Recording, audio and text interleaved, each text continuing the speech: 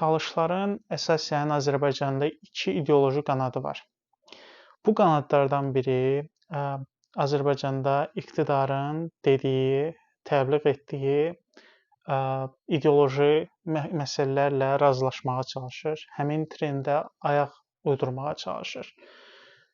Digər ideoloji qanad isə Azərbaycandan tamamilə ayrılıb ayrıca bir respublika qurmaq istəyir. Mən bu iki ideoloji qanadının ikisinin də səhv olduğunu düşünürəm. İlk olaraq ondan başlayım ki, Azərbaycanda hakimiyyətin, iqtidarın və müxalifətin izlədiyi ölkə trendini izləməyə çalışanlar böyük bir səhvə yol verirlər. Nəyə görə? Çünki Azərbaycan uğurlu bir dövlət modeli deyil və burada həm müxalifət, hazırki müxalifət, həm də hazırki iqtidar hakimiyyətdə olublar.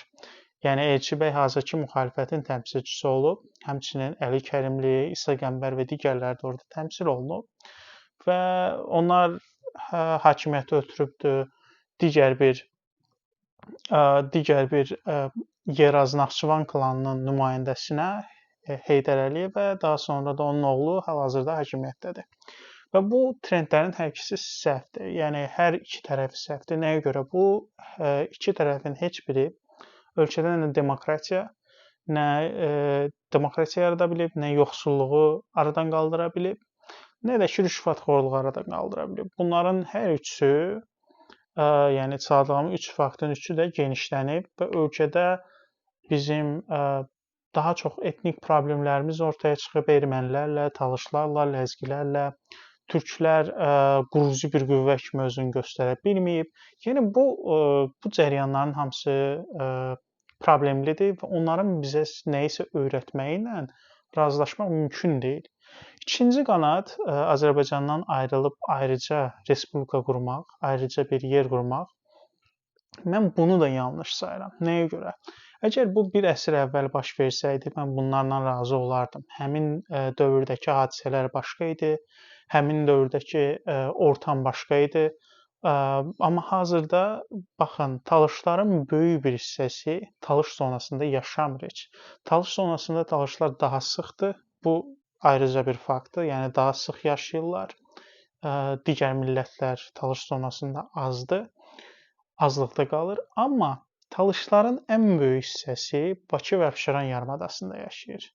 Yəni talışlar burada daha çoxluq təşkil edirlər və düzdür, sıxlıq olaraq fərqlidir, səpələnmiş şəkildədirlər, yəni hərəsi bir yerdə yaşayır. Amma çoxluq buradadılar. Digər tərəfdən isə bizim aranın Xəzər sahilindəki rayonlarda və ona yaxın rayonlarda talışların çoxluq olduğu və yaxud da əhalinin hətta yarısını təşkil etdiyi rayonlar mövcuddur. Belə bir halda, yəni hansı məntiqə sıxır ki, ancaq talışların yaşadığı bir yeri götürüb özümüzə respublika quraq və digər böyük bir çoxluğu əldən vermiş olaq. Bu çoxlu bizə problemlər yarada bilər və sərfəli bir şey deyil. Digər tərəfdən isə buna tək talış perspektivindən baxmayaq.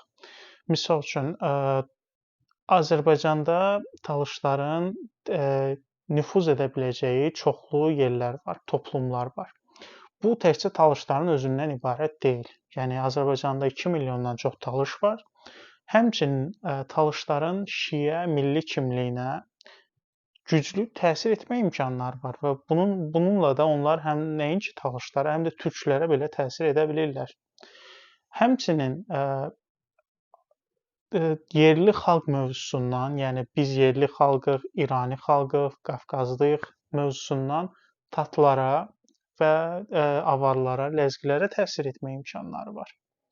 Və Azərbaycanda ikinci belə bir nümunə yoxdur ki, yəni milli nümunə yoxdur ki, türklərin bu qədər əlində rıçaqlar yoxdur ki, ətrafa təsir edə bilsinlər. Və mən belə bir sual verərdim hər bir talış izləyicimizə. Nəyə görə biz bu qədər imkanları qoyub, yəni bu boyda böyük Azərbaycanı qoyub, yəni bizim üçün böyükdür, əslində kiçik ölkədir. Yəni bizim qurmaq istədiyimizdən daha böyükdür. Daha kiçik bir ərazidə, strateji əhəmiyyəti olmayan bir ərazidə dövlət qurmalıyıq. Bu məncə egodan yaranmış bir şeydir və yaxud da hakimiyyətin bizi təzyiqindən yaradılmış bir şeydir. Əslində bizim beynimizə yeridilmiş bir şeydir. Yəni siz ya bizim hakimiyyətə tabe olmalısınız, ya da elə bir mövqe tutmalısınız ki, biz Azərbaycandakı digər bütün xalqları sizə qarşı qoyaq. Bu tamamilə səhvdir və dəyişməlidir. Biz bizim maraqlara və ətrafımızdakı insanların maraqlarına uyğun hərəkət etməliyik. Məncə bir talış bu gün Azərbaycanın prezidenti olmaq barədə fikirləşməlidir. Azərbaycanda nazir olmaq barədə fikirləşməlidir. Azərbaycanda deputat olmaq barədə fikirləşməlidir. Bir talış fikirləşməlidir ki, Azərbaycanda hansı ideoloji xətti yaratmalıdır. Ölkənin inkişafında necə dəstək verməlidir? Yəni ölkədə hansı ideoloji bir təbliğat aparmalıdır ki, ölkə kökündən dəyişsin və talışlar özünü daha çox lider müstəvisində görməlidir. Burada yəni bu iki ideoloji xəttdən də əlavə üçüncü bir məsələ də var. Bu məsələ ondan ibarətdir ki, talışların özünə baxmaq bacarığı. Təəssüf ki, bu da hakimiyyətin bizə yeritdiyi şəkildədir. Yəni biz yenə də bu məsələdə hakimiyyətdən yemişik. Bizə yeridilən məsələni, yəni Moskvanın təyin elədiyi bir hakimiyyətdən yemişik. Bu nədir? Talışlar daha çox etnik məsələyə köklənməyə çalışır. Bu çox yanlış bir məsələdir.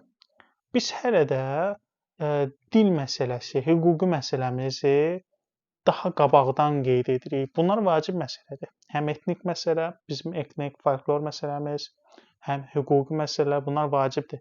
Amma bunlar birinci dərəcəli məsələ deyil.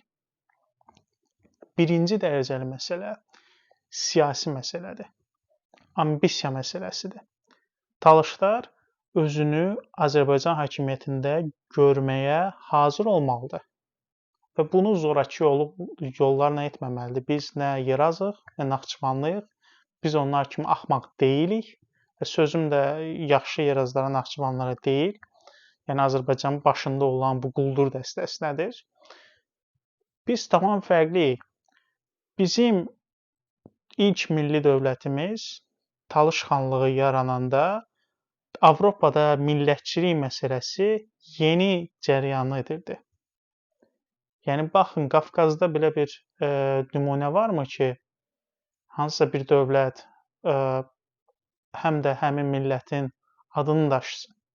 Talış milləti, Talış xanlığı yeganə dövlət idi ki, dövlət idarəsi idi, dövlət qurumu idi və Talış xalqının adını daşıyırdı. Yəni bizim milli münasibətlərimiz Fransada millətçiliyin yarandığı dövrdə artıq var idi. Və belə bir faktı talışlar qulaqardı edir. Düzdür, bu Fransa millətçiliyi və bizdə olan milli şuur tamam başqa idi. Yəni bunların bir-biri ilə əlaqəsi olduğunu görməmişəm. Bəlkə də var, biz bilmirik. Çünki tarixi faktları o qədər saxtalaşdırıblar ki, gedib çıxmaq olmur bəzi məsələlərə. Amma mən bunu görməmişəm. Amma bu fakt var idi. Və həmçinin talışların Səfəviləri qurduğu bir faktdır.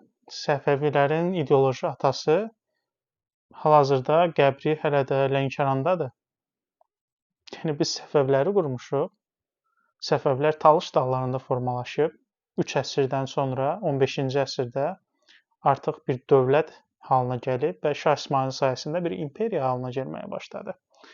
Və bunun memarı Talışlar idi. Bunun memarı Talış ideoloq idi. Seyfəddin idi.